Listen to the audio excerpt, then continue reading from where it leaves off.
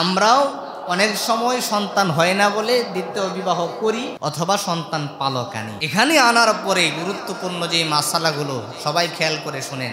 সন্তান পালক আনার পরে পালিত মা এবং বাবা ওই সন্তানটাকে নিজের সন্তান বলে দাবি করে কি করে না? এটা জায়েজ নাই। আপনি ওই সন্তানকে নিজের সন্তান বলে দাবি করতে পারেন না। অনেকে নিজের সমস্ত ধন সম্পদ লিখে দেয়।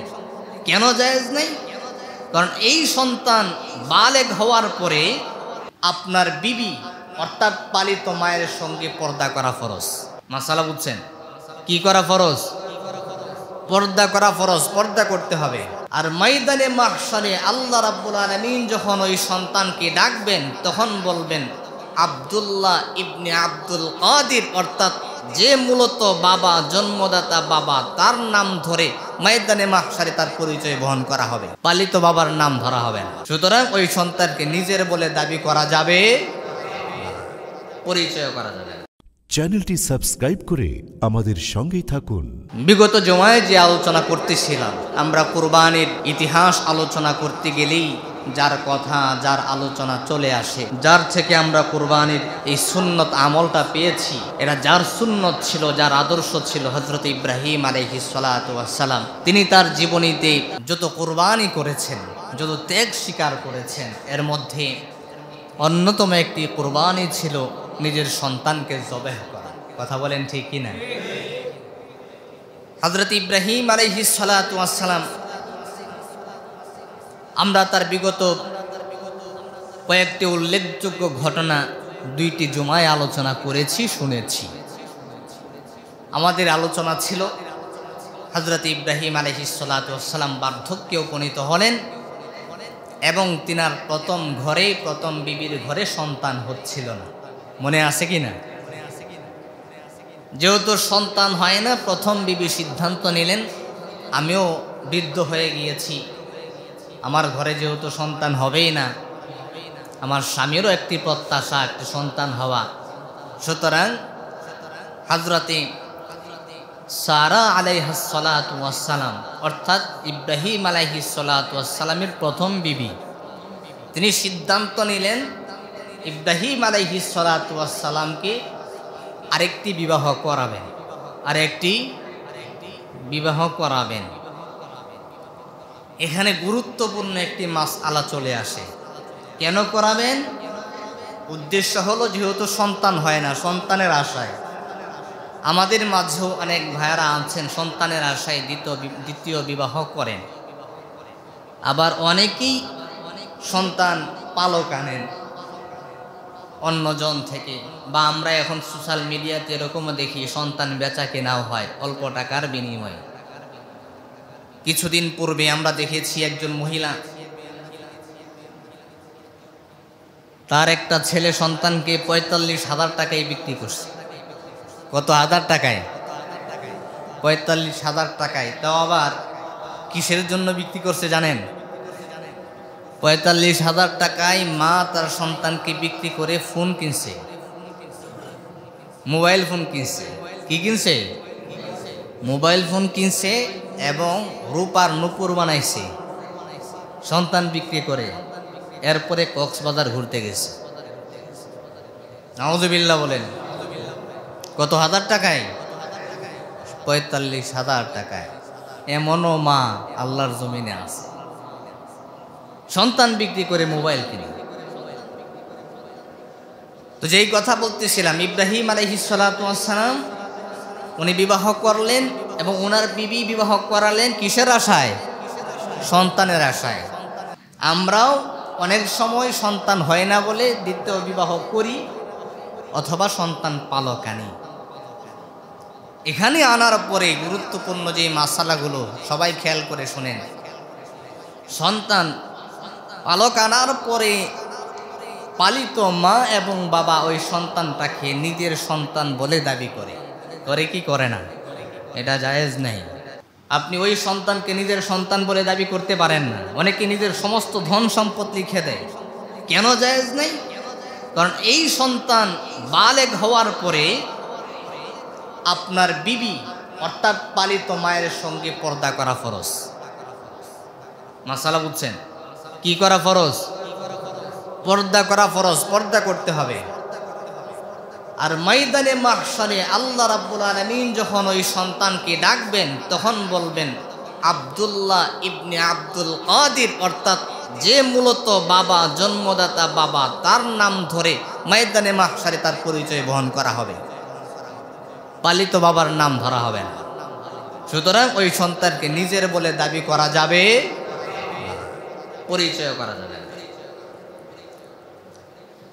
প্রিয় হাজিরিন, তো ইব্রাহিম আলাইহিস সালাতু ওয়াস সালাম যেহেতু প্রথম বিবি রাজি, বিবাহটা করায় যায় নাকি বলেন? প্রথম বিবির সিদ্ধান্তে ওনার একজন খাদেমা ছিলেন হযরতে হাজারা আলাইহাস সালাতু ওয়াস সালাম, ওনাকে বিবাহ করায় দিলেন। বিবাহ করলেন। এখন তিনি আল্লাহ তাআলার কাছে দোয়া করেন, রব্বি হাবিলি মিনাস সালিহিন।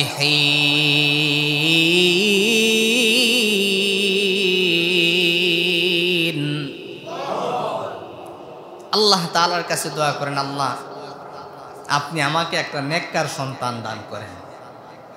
এটা কোরআনুল হাকিমের আয়াত, আল্লাহ বিস্তারিত আলোচনা করেছেন।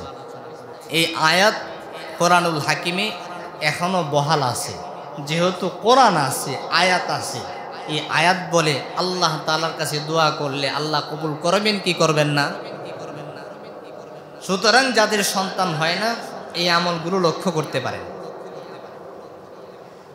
আল্লাহর খলিল ইব্রাহিম আলাইহিস সালাতু ওয়াস সালাম দ্বিতীয় বিবাহ বন্ধনে আবদ্ধ হলেন। দিলের ভিতরে প্রত্যাশা, আল্লাহ তাআলার কাছে দোয়া করলেন, আল্লাহ রাব্বি হাবলি মিনাস সালিহিন, আমাকে একটি নেককার সন্তান দান করেন। এমন সময় আল্লাহ তাআলার কাছে দোয়া করেন যখন তিনি বার্ধক্যে উপনীত হলেন।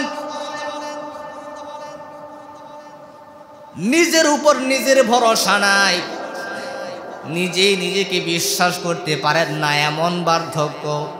খেয়াল করে শোনেন, মানুষের বয়সটা কোন পর্যায়ে চলে গেলে নিজের উপরই ভরসা করতে পারে না আমার সন্তান হবে কি হবে না।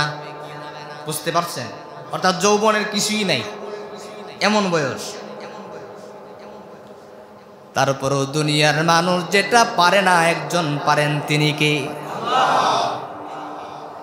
রব্বুল আলামিনের কাছে তিনি দোয়া করেন, আল্লাহ রব্বি হাবলি মিনাস সালিহিন, ও আল্লাহ আমাকে একটি নেককার সন্তান আপনি দান করেন। অন্য আয়াতে আল্লাহ রাব্বুল আলামিন বলছেন, ইব্রাহিম আলাইহিস সালাতু ওয়াস সালাম এমন ভাবে আল্লাহ তাআলার কাছে দোয়া করতেন, রব্বানা হাব লানা মিন আজওয়াজিনা ওয়া যুররিয়াতিনা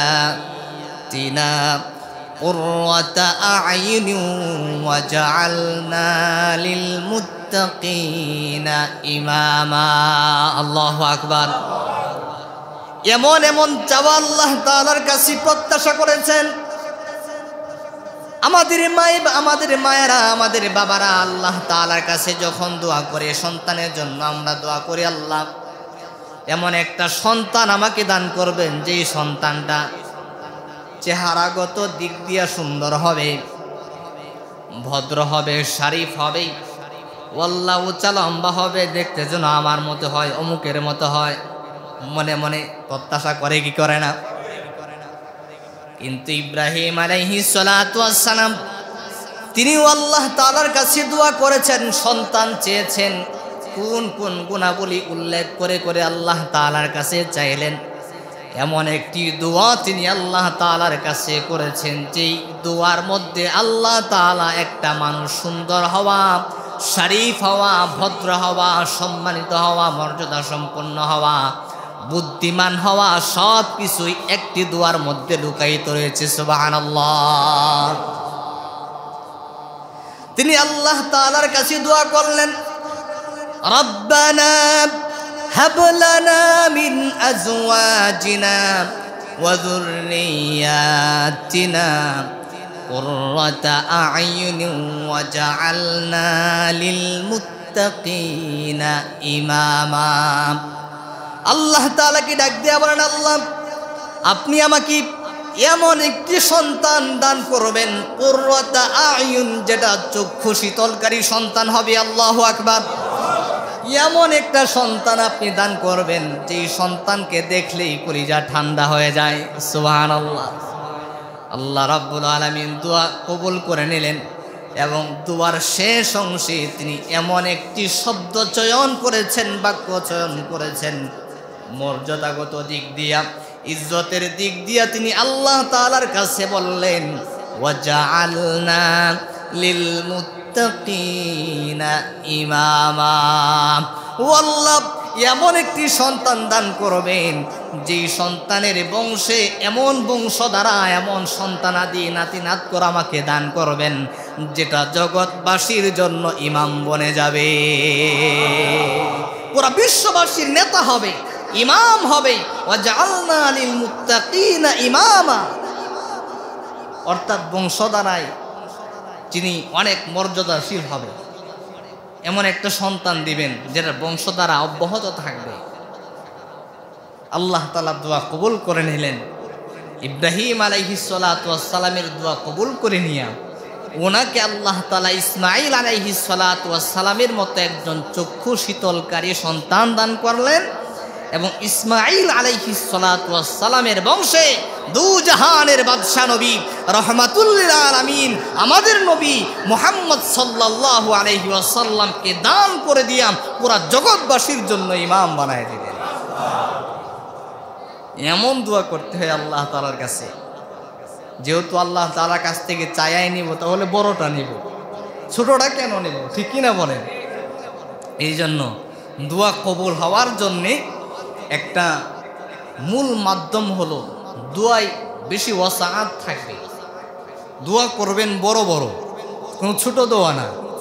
এবং আপনি নিজের জন্য যেটা বেশি প্রয়োজন এটা আপনার ভাইয়ের জন্য, সমস্ত মুসলমানদের জন্য আগে দোয়া করবেন। যেটা আপনি অন্যের জন্য বেশি দোয়া করবেন আল্লাহ সর্বপ্রথম সেটা আপনার হকে কবুল করে নেবে।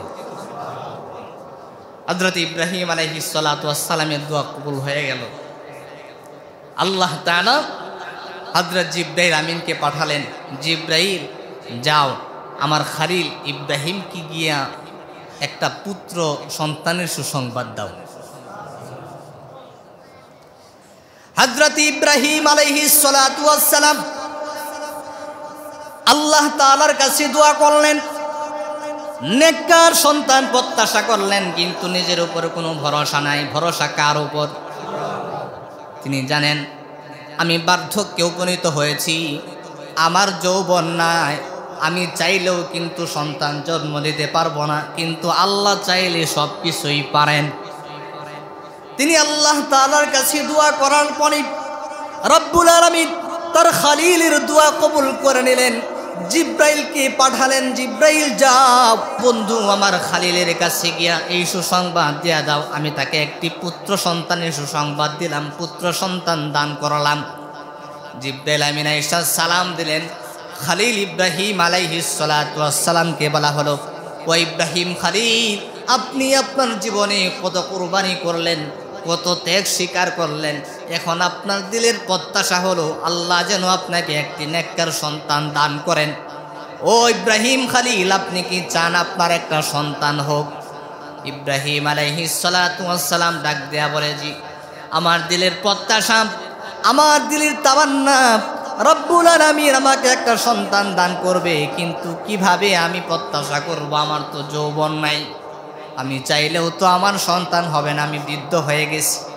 হযরত ইব্রাহিম আলাইহিস সালাতু ওয়াস সালামকে বলা হলো, ও খলিল ইব্রাহিম, আপনি শুধু বলেন আপনার দিল কি চায়, আপনি কি সন্তানের বাবা হতে চান কিনা? হযরত ইব্রাহিম আলাইহিস সালাতু ওয়াস সালাম ডাক দেয়া বলে, ভাই জিব্রাইল, হ্যাঁ অবশ্যই অবশ্যই আমার দিল চায় আমি একটা পুত্র সন্তানের বাবা হব। সুবহানাল্লাহ, আমি একজন সন্তানের বাবা হব। জিব্রাইল আমিন ডাক দেয়া বলে, খলিল, যেহেতু আপনি প্রত্যাশা করছেন, আল্লাহ রাব্বুল আলামিন আপনার দোয়া কবুল করে নিয়ে আপনাকে একটি পুত্র সন্তানের সুসংবাদ দিলেন। আল্লাহ তাআলা সন্তান দান করলেন। যেহেতু লম্বা ঘটনা তো আমাদের সবারই জানা, আমাদের মুখ্য বিষয়টা জানতে হবে। গর্ভে সন্তান আসলো, সন্তান দুনিয়াতে আগমন করলো, প্রসব হলো। শেষ বয়সে এসে এমন ফুটফুটে একটি ছেলে সন্তান পাইলে স্বাভাবিকভাবে বাবা একটু সন্তানের প্রতি দুর্বল হবে, ঠিক কিনা বলেন? কিন্তু সন্তানকেও ভালোবাসবে, সন্তানের মায়েদেরকেও ভালোবাসবে, এটাই স্বাভাবিক, ঠিক কিনা? কিন্তু দ্বিতীয় বিবির ঘরে সন্তান জন্মগ্রহণ করলো। এখন বাবা সন্তানের প্রতি দুর্বল, সন্তানকে সময় দিচ্ছে, ভালোবাসা দিচ্ছে।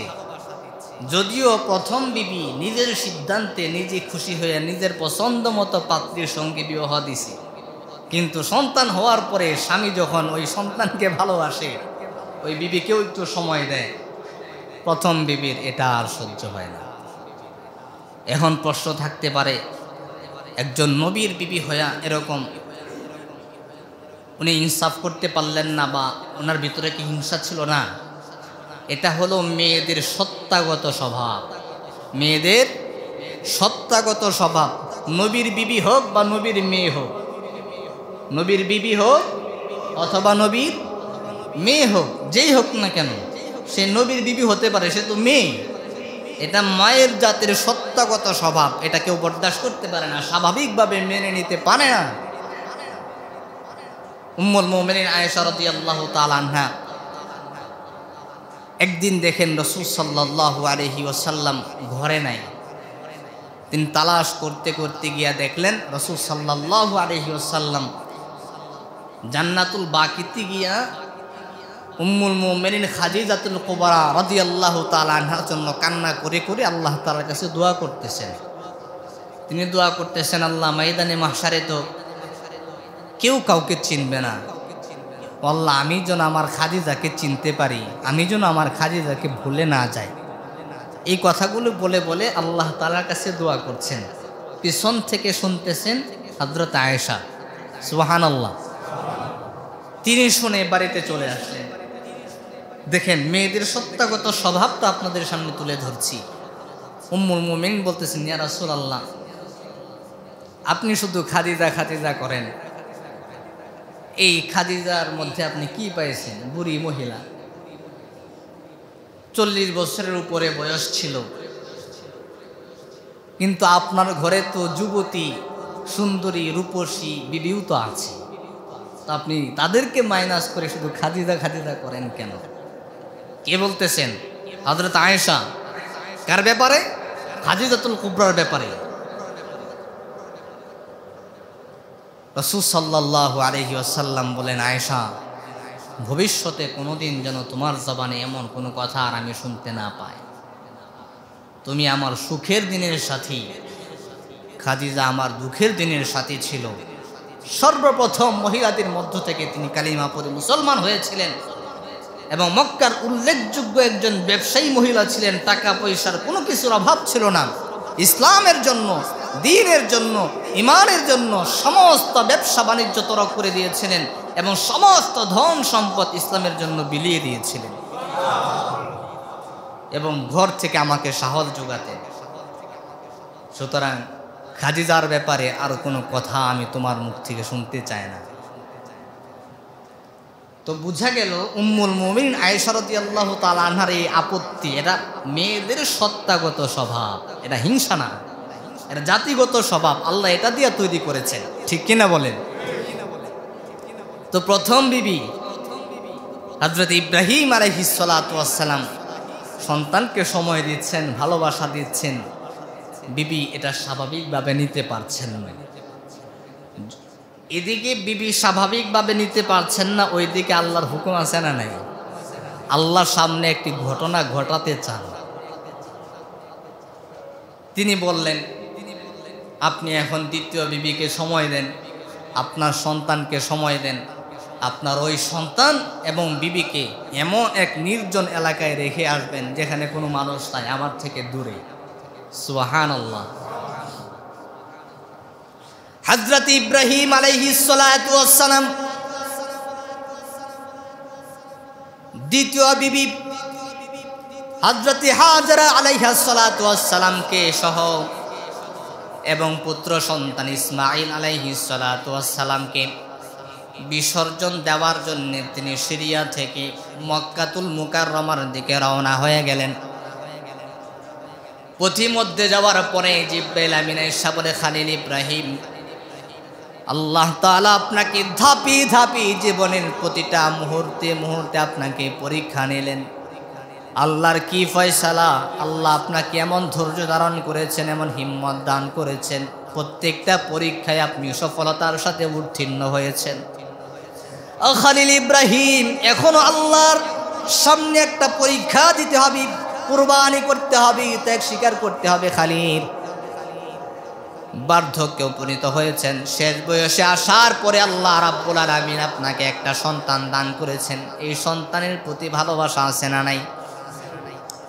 খলিল ইব্রাহিম আলাইহিস সালাতু ওয়াস সালাম ডাক দিয়া বলে, ভাই জিবরাইল শোনো, সন্তানের প্রতি ভালোবাসা আছে, মোহাব্বত আছে, সন্তানকে ভালোবাসি, মোহাব্বত করি।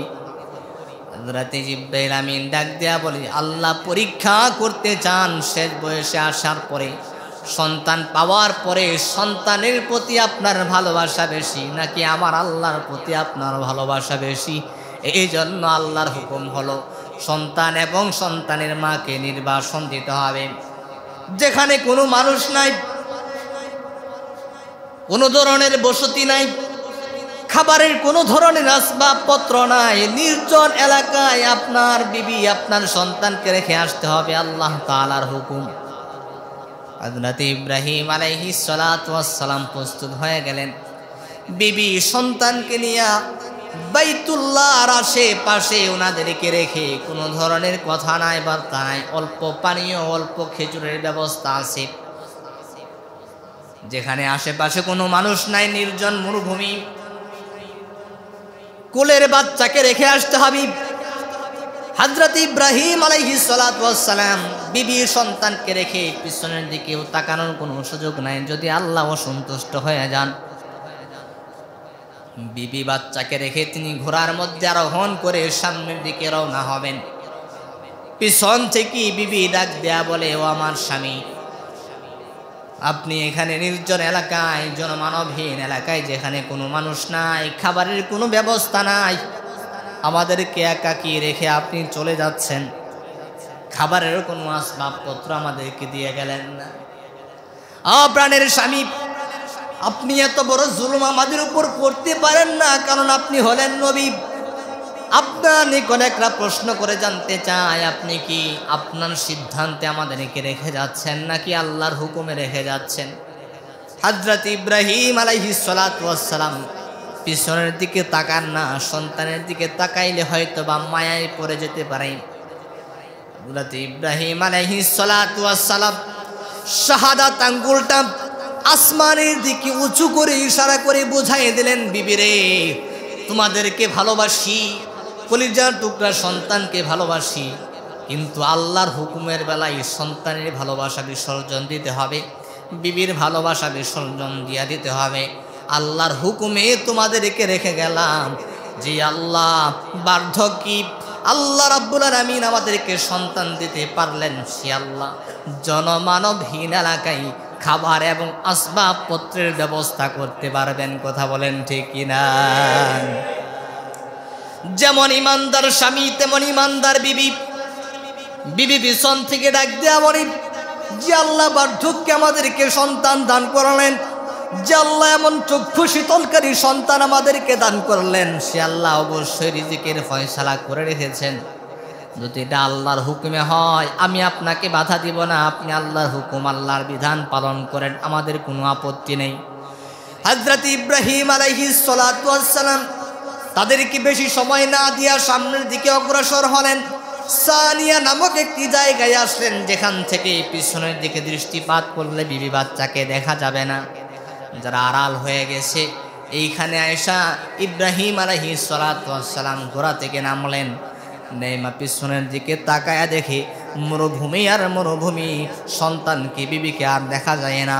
এবার তিনার দিল সাক্ষ্য দিচ্ছে, আমি যেখানে আমার বিবিকে রাখলাম আমার সন্তানকে রেখে আসলাম, এর আশেপাশেই বাইতুল্লাহ আছে, যদিও তার চিহ্ন নাই। নূহ আলাইহিস সালাতু ওয়াস সালামের প্লাবনের পরে ওই বাইতুল্লাহর আর কোনো চিহ্ন রইল না। আল্লাহ রাব্বুল আলামিন দিলের মধ্যে ইলহাম করে দিলেন, ইব্রাহিম আলাইহিস সালাতু ওয়াস সালাম বাইতুল্লাহর দিকে দৃষ্টি নিবদ্ধ করলেন। মুহাদ্দিসিনে কেরাম বলেন, হযরত ইব্রাহিম আলাইহিস সালাতু ওয়াস সালাম ওই দিন দোয়া করেছিলেন, এই হাতগুলো বগলের নিচের অংশগুলো দেখা যাচ্ছিল, হাতগুলো উপরের দিকে তিনি তুলে আল্লাহ তাআলার কাছে দোয়া করেছিলেন, রব্বানা ইন্নী আসকানতু মিন যুররিয়াতি মিওয়াদিন গায়রি দি জারআইন ইনদা বাইতিকাল মুহাররাম। হযরত ইব্রাহিম আলাইহিস সালাতু ওয়াস সালাম হাত বেশি উঁচু করে আল্লাহ তাআলার কাছে দোয়া করে বলেছিলেন, আল্লাহ আমার দিল সাক্ষ্য দিচ্ছে, আমার সন্তান এবং আমার বিবিকে আমি বাইতুল্লাহর আশেপাশে রেখে আসছি। ও আল্লাহ, এমন একটা জায়গায় রেখে আসছি যেখানে কোনো মানুষ নাই, জনমানবহীন এলাকা, খাবারের কোনো আসবাবপত্র নাই। ও আল্লাহ, আপনি আমার বিবি বাচ্চার জন্য আপনি খাবারের ব্যবস্থা করে দেন, এবং সারা বিশ্বের পরিষ্কার দিলের মানুষগুলো, যাদের দিল স্বচ্ছ, যাদের দিল ভালো, মন ভালো, এমন ভালো মনের অধিকারী কিছু মানুষদেরকে এই দিকে মায়াল করে দেন, তারা যেন এখানে বসতি করে থাকার ব্যবস্থা হয়ে যায়, তারা যেন মানুষ পায় এরকম একটা ব্যবস্থা আপনি করে দেন। আল্লাহ তাআলার কাছে দোয়া করলেন। এরপরে তিনি বললেন, ও আল্লাহ, আপনি খাবারের ব্যবস্থা করবেন এই জন্য, আপনি মানুষের ব্যবস্থা করবেন এই জন্য, রাব্বানা লিয়ুকিমুস সালাতা ফাজআল আফইদাতাম মিনান নাসি তাহবি ইলাইহিম ওয়ারযুকহুম মিনাত থামারাতি লাআল্লাহুম ইয়াশকুরুন। ওয়াল্লাহ, আপনি এভাবেই দিবেন না, বরং এই জন্য দিবেন যাতে করে আমার বিবি বাচ্চা নামাজ কায়েম করতে পারে, আপনার পদ্ধতি পায়ের মধ্যে শ্রদ্ধা দিতে পারে। মানুষের পেটে ক্ষুধা থাকলে ইবাদতের প্রতি আগ্রহ কমে যেতে পারে, আর যদি পেটের মধ্যে খাবার থাকে ইবাদতের আগ্রহ জাগবে। ও আল্লাহ, আপনি এই জন্য ভালো ভালো আসবাবপত্র দিয়া, খাবার দিয়া, ফল ফলাদি দিয়া আপনি খাবারের ব্যবস্থা করে দেবেন। ও আল্লাহ, লাআল্লাহুম ইয়াশকুরুন, যাতে করে তারা নামাজ আদায় করার পরে আপনার কৃতজ্ঞতা প্রকাশ করতে পারে, শুকর আদায় করতে পারে। সুবহানাল্লাহ। ইব্রাহিম আলাইহিস সালাতু ওয়াস সালামের দোয়া আল্লাহ তাআলা এমন ভাবে কবুল করে নিলেন, সারা পৃথিবী যত উৎকৃষ্ট ফল আছে আল্লাহ তাআলা এমন ভাবে তায়েফে ব্যবস্থা করে দিলেন। আপনার দেশের ফল যদিও আপনার দেশে উৎপন্ন হয়, কিন্তু সেই ফলটা তাজাটা যদিও আপনি পান না, কিন্তু বাইতুল্লাহ গিয়া দেখেন এর চাইতেও বেশি তো তাজা, একবারে নির্ভেজাল ফলের ব্যবস্থা করে রেখেছেন কি, কোনো কিছুর অভাব নাই। মনে হবে এই মাত্র গাছ থেকে পেরে এনে আপনাকে দেওয়া হচ্ছে। সুবহানাল্লাহ। এত সুস্বাদু ফল ওখানে পাবেন। কার দোয়া? ইব্রাহিম আলাইহিস সালাতু ওয়াস সালামের দোয়া।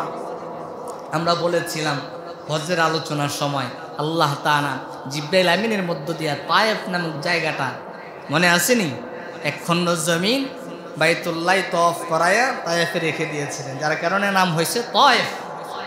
তাওয়াফ করার কারণে মনে আসেনি, ইব্রাহিম আলাইহিস সালাতু ওয়াস সালাম এই দোয়া করার পরে আল্লাহ তাআলা এক খণ্ড জমিন একবারে গাছগাছালি সহ ফসল সহ জিবরাইলের মধ্য দিয়ে আল্লাহ তাআলা মানে তওয়াফ করায় এরপরে রেখেছিলেন। সুবহানাল্লাহ। যার কারণে আজকে বাইতুল্লাহ কোনো ধরনের ফলের অভাব নেই, কোনো খাবারের অভাব নেই। আল্লাহ তাআলা এমন বরকত দিয়েছে। ইব্রাহিম আলাইহিস সালাতু ওয়াস সালাম এই দোয়া করার পরে আল্লাহ তাআলা দোয়া কবুল করলেন। এদিকে আমরা সবাই জানি, যখন নাকি মশকের মধ্যে যেই পানি ছিল, যেই খাবারগুলো ছিল সব শেষ হয়ে গেল, প্রচণ্ড গরমের মধ্যে, তাপের মধ্যে হযরতে হাজরা আলাইহাস সালাতু ওয়াস সালামের বুকের দুধ শুকিয়ে গিয়েছিল, বাচ্চা দুধ পাচ্ছিল না, এদিকে পানি নাই, খাবারের কোনো কিছু নাই, তিনি কষ্ট পাচ্ছিলেন, সন্তানের গলা শুকিয়ে যাচ্ছে। হযরতে ইসমাঈল আলাইহিস সালাতু ওয়াস সালাম বাচ্চা মানুষ, তিনি বসা ছিলেন, তিনিও কান্না করতেছিলেন। হযরতে হাজরা আলাইহিস সালাতু ওয়াস সালাম মরুভূমি তো যখন উত্তপ্ত গরম থাকে তখন কিন্তু মরুভূমির বালুকণাগুলো দূর থেকে মনে হয় ঝিকমিক ঝিকমিক করতে থাকে, মনে হয় যে সূর্যের তাপটা পানির উপর পড়ছে, পানি ঝিকমিক করতেছে, এমন হয় কি হয় না? তিনি দৌড়াদৌড়ি করতে লাগলেন। একবার সফা থেকে মারওয়ায় যান, আবার মারওয়া থেকে সফায় আসেন, এভাবে 7 চক্কর দিলেন। সুবহানাল্লাহ। সফা যান, মনে হয় মারওয়া পাহাড়ের ওখানে পানি আছে, ঝিকমিক ঝিকমিক করছে। তিনি আবার মারওয়ায় যান, দেখেন বালু, পানি নাই। 7 চক্কর দেওয়ার পরে তিনি যখন ক্ষুধার্ত ক্লান্ত হয়ে গেলেন, এদিকে ইসমাঈল আলাইহিস সালাতু ওয়াস সালাম বসে কান্না করতে করতে তিনিও শুয়ে পড়লেন। আরো বেশি কষ্ট হচ্ছে।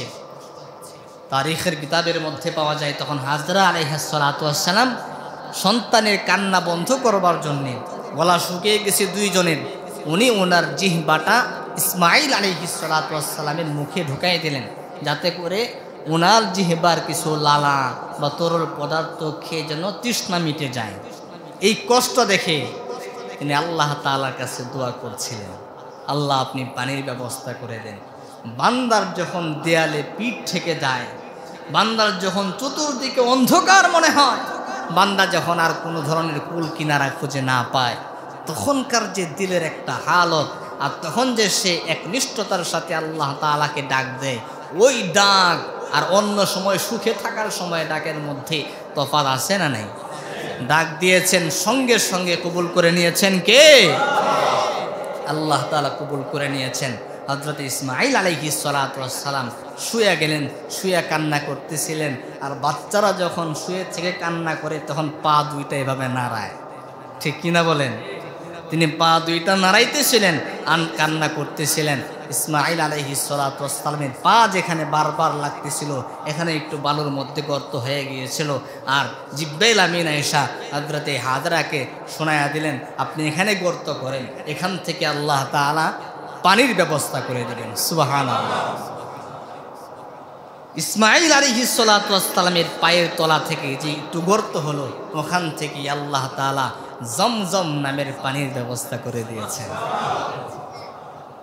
এত পরিমাণ পানি উঠতেছে, কি করবেন এত পানি দিয়া? তল থেকে উঠতে আসে, এটা কোনো কিনারা খুঁজে পাওয়া যাচ্ছে না, কি করবেন? হযরতে জিব্রাইল আমিন বললেন, হাজরা আপনি পাথর দিয়া একটু ব্যারিকেড দেন, খননের মতো করেন, যাতে করে পানিটা আর না যায়, আর না হয় আল্লাহ আপনার দোয়া এমনভাবে কবুল করেছেন সারা বিশ্বে এই পানি ছড়ায় যায়। তিনি খনন করলেন, সুস্বাদুর পানির ব্যবস্থা হলেন। স্বাভাবিক পানি, সাধারণ পানি আর জমজম পানির মধ্যে পার্থক্য আছে না নাই? কেমন পার্থক্য শুনেন। সাধারণ পানি পান করলে তৃষ্ণা মিটে, ক্ষুধা মিটে না, কিন্তু জমজম পানির মধ্যে আল্লাহ তাআলা এমন বরকত রেখে দিয়েছেন, জমজমের পানি আপনি পান করলে তৃষ্ণাও মিটবে, ক্ষুধাও মিটে যাবে। লম্বা ঘটনা, সময় শেষ। এরপরে তিনি ধনী হলেন কিভাবে আমি আপনাদেরকে 1 মিনিটে বলে দিচ্ছি। ওই যে ইব্রাহিম আলাইহিস সালাতু ওয়াস সালাম দোয়া করেছিলেন, কিছু ভালো মনের অধিকারী মানুষদের মন আপনি এদিকে মাইল করে দেন, যারা এদিকে আনাগোনা করবে, এখানে একটি বসতি হবে, তারা মানুষ পাবে।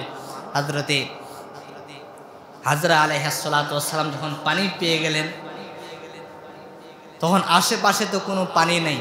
ব্যবসায়ী যত কাফেলা বাইতুল্লাহর আশপাশ দিয়ে যাইত, কিন্তু কোন জায়গায় পানি আছে চিনার একটা উপায় ছিল, সেটা হলো তারা আসমানের দিকে দৃষ্টিপাত করত, আকাশের দিকে। আকাশের দিকে তাকিয়ে দেখত যেখানে পাখি উড়ে, যেখানে পাখি উড়ে ওইখানে পানি আছে। অর্থাৎ পানি পাওয়ার বা চিনার একটা উপক্রম ছিল পাখি উড়ে কিনা। তো ব্যবসায়িক একটা কাফেলা দেখলো ওখানে পাখি উড়তেছে, সবাই আসলো, আয়েশা দেখে একটি বাচ্চা এবং একজন মহিলা, আর পাশে একটা সুন্দর ছোট্ট কূপ, সুস্বাদু একটা পানি, যেই পানি এই মরুভূমির আশেপাশে পৃথিবীর কোথাও নাই। এই পানি দেখে তিনি বলতেছিলেন, ব্যবসায়িক কাফেলা আসা যাওয়া করে আর বলে আমাদেরকে পানি দেন। হযরতে হাজরা চিন্তা করলেন, যেহেতু আমার মাধ্যমে, তিনি তো বুদ্ধিমতী ছিলেন, আমার মাধ্যমে পানির ব্যবস্থা হয়েছে, আমি এখানে কিছু কৌশল করি। কৌশল কি? পানি নিতে হলে আমার থেকে কিনে নিতে হবে। কি করতে হবে? কিনে নিতে হবে। আর পানির তো এতটাই সংকট ছিল, আর উর্বর এলাকা ছিল, মানুষ বসতি করার জন্য আশেপাশে তাঁবু টানাতে লাগলো।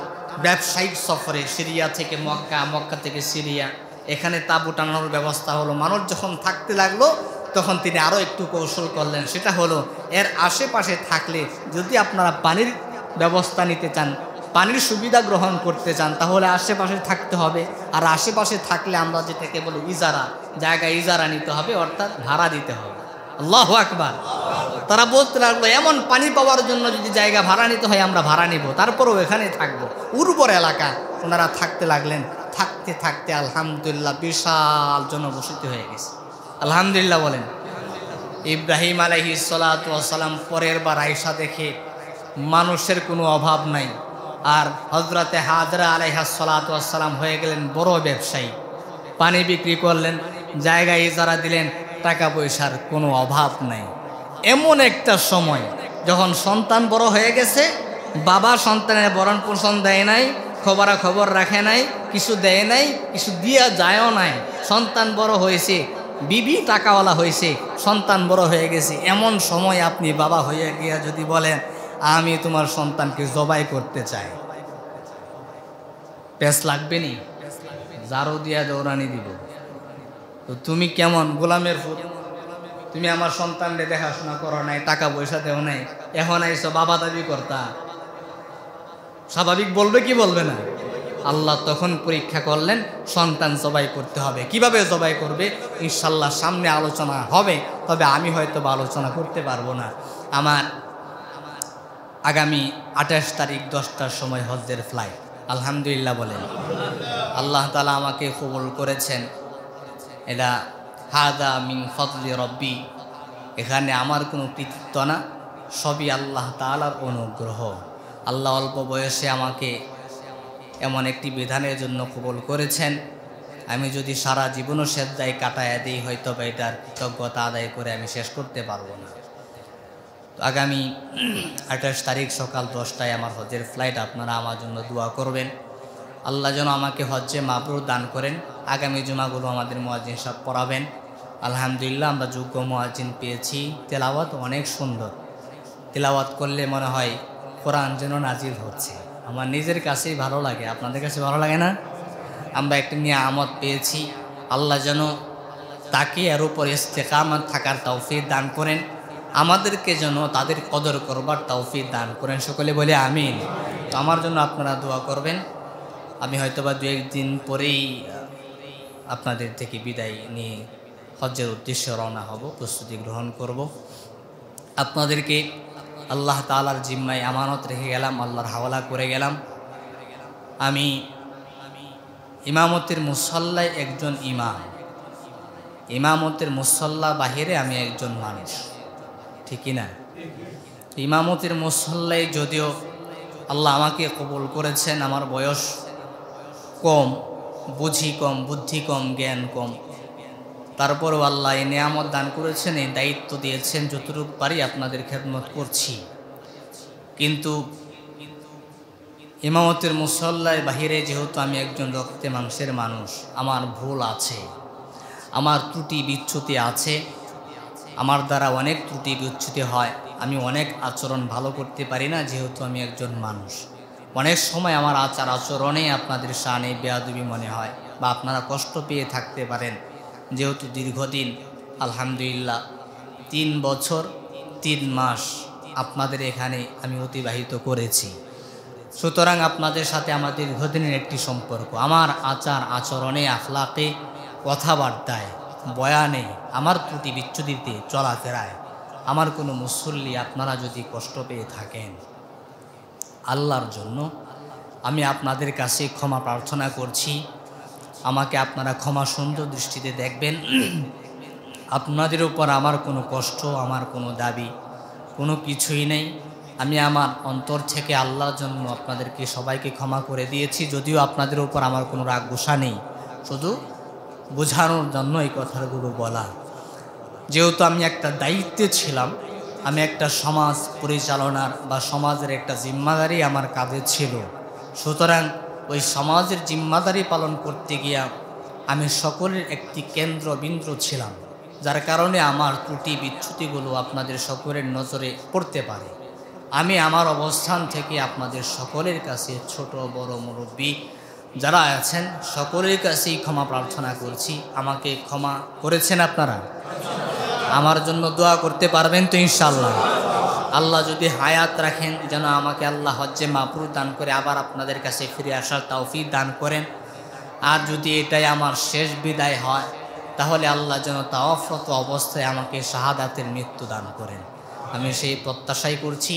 সর্বোপরি আরেকটি কথা হলো, আমার সাথে যদি কারো কোনো ধরনের লেনদেন থাকে, যাদের কাছে আমি লেনাদেনা করি, দোকানদার বলেন বা আমার কোনো মুসল্লি মুহাইব্বিন মুতাআল্লিকিন বলেন, যদি আমার কাছে কেউ কোনো ধরনের পাওনা থাকেন, আমি চেষ্টা করব যে একদিনের মধ্যে সকলে লেনদেন ক্লিয়ার করে দেওয়ার জন্যে। অল্প টাকা যদি আমার মনে না থাকে, আপনাদের মনে আছে, আমাকে একটু স্মরণ করায় দিবেন, আমি আপনাদেরকে দিয়ে দেব। আর আমি মনে হয় না কারো কাছে পাই, যদি পেয়ে থাকি আমারটাও দিয়ে দেবেন। আল্লাহ তাআলা আমাদের সকলকেই কবুল করুন। সকলে বলে আমিন। যারা কবলার জুমার নামাজ পড়ি নেই